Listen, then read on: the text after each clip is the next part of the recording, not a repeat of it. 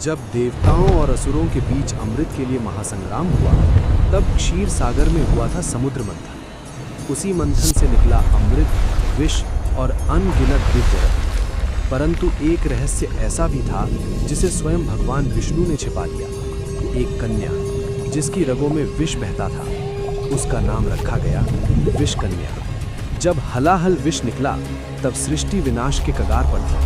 भगवान शिव ने वो विष पीकर संसार को बचाया, पर उस विष की एक बूंद समुद्र की गहराइयों में गिर गई। वो बूंद एक चमकते शंख में समा गई और वर्षों बाद उस शंख से जन्मी एक कन्या।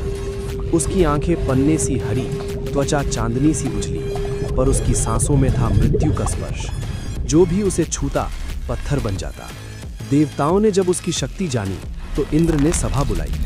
ये कन्या हमारे लिए हथियार बन सकती है। देवताओं ने उसे स्वर्ग ले जाकर प्रेम, सम्मान और अपनापन दिया, पर वो सब छल था। उसे असुरों के राजा के पास भेजा गया ताकि वो उसे स्पर्श कर मृत्यु दे दे। असुर राजा उससे प्रेम करने लगा। पहली बार विष कन्या ने महसूस किया वो सिर्फ विनाश नहीं, भावना भी है। पर एक रात देवताओं ने आदेश दिया, उसे स्पर्श करो, यही तुम्हारा धर्म है। कांपते हाथों से उसने असुर राजा का हाथ थामा और वो पत्थर बन गया।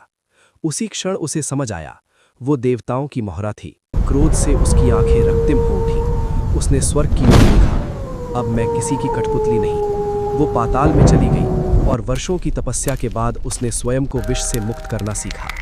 अब उसका विष नियंत्रित था। जब देवताओं ने उसे रोकना चाहा तो पहली बार स्वर्ग कांप उठा।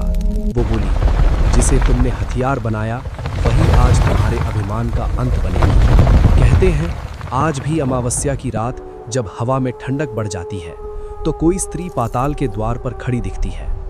न हंसती है न रोती है, बस प्रतीक्षा करती है उस दिन की जब फिर कोई उसे इस्तेमाल करने की कोशिश करेगा और तब विष फिर जाग उठेगा।